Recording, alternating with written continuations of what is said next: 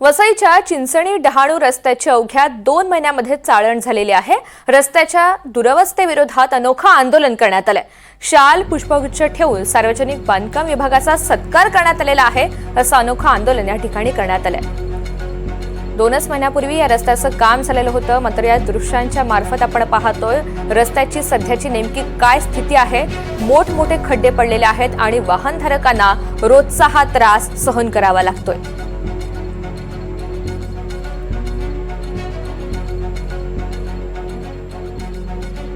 दरम्यान बीडमध्ये मध्यरात्रीपासून मुसळधार पावसाला सुरुवात झाली आहे। बीड शहरामधून वाहणाऱ्या बिंदुसरा नदीला मोठा पूर आलाय। त्यामुळे बीडच्या दगडी पुलावरून पाणी वाहू लागलंय। त्यामुळे बिंदुसरा नदीकाठच्या नागरिकांना सतर्कतेचा इशारा देण्यात आलाय। बीड जिल्ह्यामधील सिंदफणा, मांजरा या नद्यांना मोठा पूर आलाय।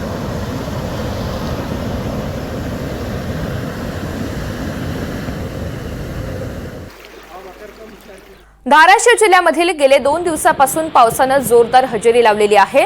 परंडा तालुक्यामधील सिरसाव येथील चांदणी नदीला आलेल्या पुरामुळे गावात मोठ्या प्रमाणात पाणी शिरलंय। त्यामुळे गावातील ग्रामपंचायत शाळा आणि दुकानांमध्ये पाणी शिरलेलं आहे। गेल्या 15 वर्षात असा महापूर कधीच आलेला नसल्याचं गावकरी सांगतात। तर या पावसामुळे वाशी तालुक्यामधील वाशिरा या नदीला मोठा पूर आलेला असून उंच पुलावरून पाणी वाहू लागलंय। त्यामुळे कळंब इटकूर पारा हा रस्ता बंद झालेला असून अनेकांच्या घरामध्ये या पुराचं पाणी शिरलंय। भूम तालुक्यामधील आरसोली प्रकल्प सुद्धा ओव्हरफ्लो झाल्यामुळे रस्त्यावर पाणी आलेलं आहे।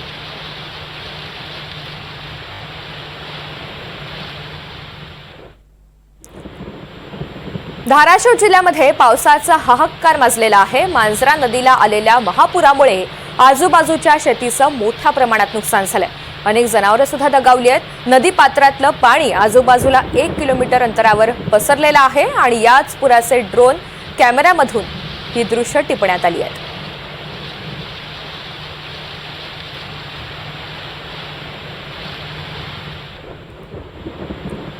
यानंतर परभणीमध्ये जाऊयात। परभणी जिल्ह्यासह शहरामध्ये काल रात्रीपासूनच मोठ्या प्रमाणात पाऊस सुरू आहे।